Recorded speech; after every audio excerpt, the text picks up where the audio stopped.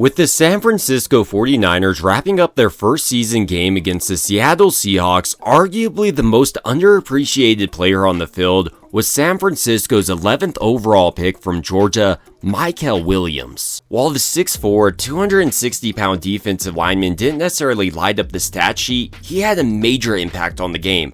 On Nick Bosa's sack fumble, for instance, he helped draw a double team, leaving Nick Bosa one-on-one, and eventually he collapsed the pocket and got that fumble, winning San Francisco the game.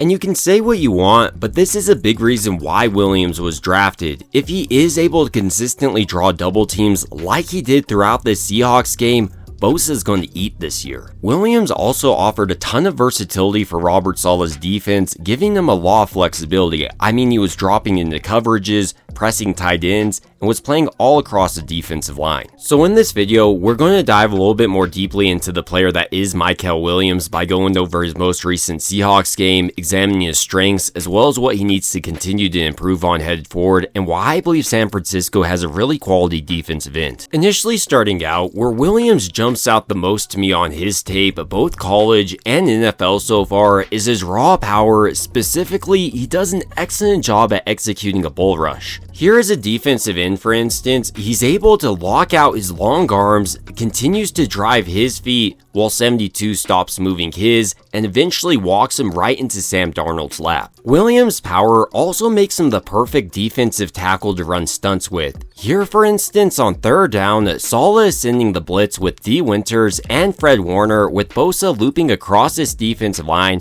which has Gross Matos slanting in front of the center's face. Meanwhile, Mykel Williams on this play is going to almost be executing a hook block on this guard, trying to get him outside of Bosa's lane so he's free to operate. And right here, you can see, like he did on his bull rush on the previous play, he's able to get double underhooks, control him, and Bosa is able to hit Darnold and cause somewhat of a questionable throw on third down. Another thing about Williams' bull rush, because he is able to routinely execute it on guards and tackles alike and collapse the pocket, offensive coordinators will decide we're going to double him. And while that takes Williams out of the play, it leaves your team susceptible to blitzes or Bosa coming on the edge. To really illustrate this point, on this play, Saleh is effectively running a stunt with his linebackers, with Fred Warner slanting in front of this guard's face and Winters looping over.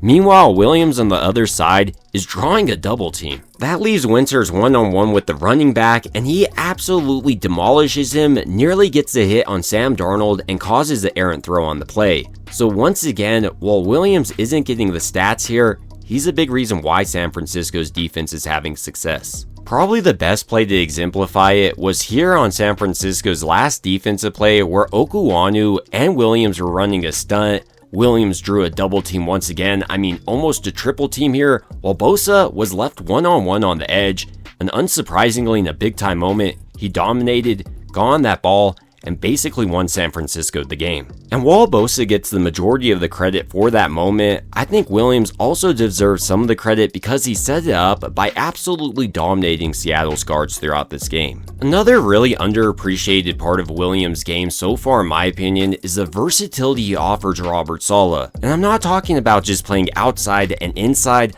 but we also saw him drop into zone coverage because of his athletic ability. This allows Saleh to get a lot more creative in the way he sends blitzes and confuses quarterbacks. Here, for instance, Saleh is overloading the right side of Seattle's offensive line, and he has Williams dropping into the hook curl zone. And honestly, he's doing a great job on this play. He gets back to his zone quickly while keeping his eyes on Darnold to see if he does release the pass so he's able to flow there quickly, takes away the crossing routes, and as soon as Darnold releases, he's flowing that direction.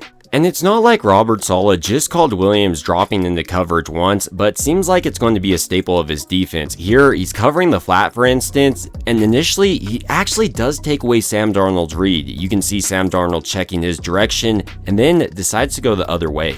And on this play, he's literally pressing this tight end and then trying to stay glued to him like he's a cornerback. The final part of Williams' pass rush I want to touch on before moving on to his run defense is his ability to get in the quarterback's throwing lanes with his long arms. Here going against Zabel, he's able to once again collapse the pocket, for instance, and then I love how he's coming over the top with his long arms to try to get out of Sam Darnold's hands.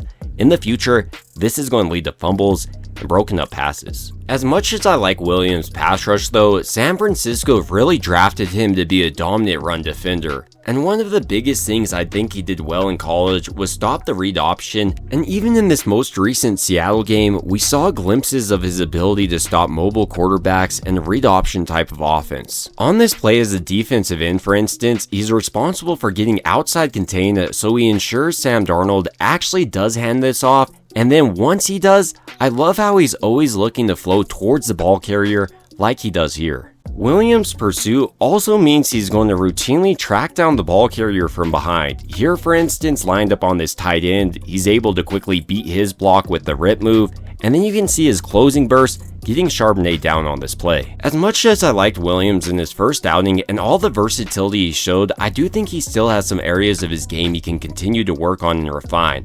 One of the biggest, for instance, is continuing to add to his pass rush toolkit and come up with a true plan every single time he steps out on the field.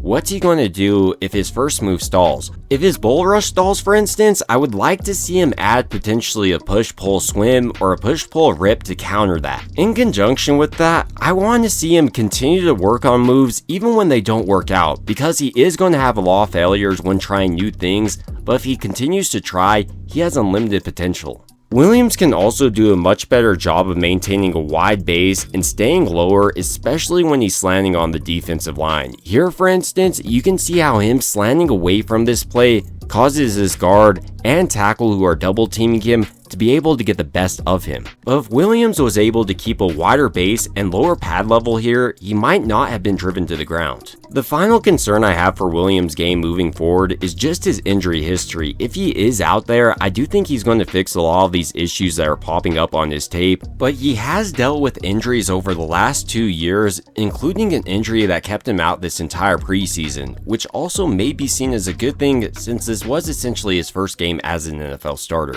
Still though, even with these concerns, overall when I'm looking at Mykel Williams, I think he's going to have a ton of success at the NFL level, and already was a big reason why San Francisco's defense was so dominant in this game in my opinion. Without him routinely drawing double teams, for instance, and collapsing the pocket, who knows if players like Bosa and Winters would have had the same level of success. And while he is still a raw player and will have rookie mistakes, he has a ton of untapped potential in his 4.77 40 and his 83-inch wingspan. But ultimately, these are just some of my thoughts on San Francisco's 11th overall pick in Mykel Williams, a player who I think is going to end up being the perfect bookend opposite of Nick Bosa. But now, I want to hear your thoughts. Do you think he's going to develop into that player, or what do you expect out of him headed forward? It would also mean a ton to me if you did enjoy this video, if you could go ahead and like and subscribe.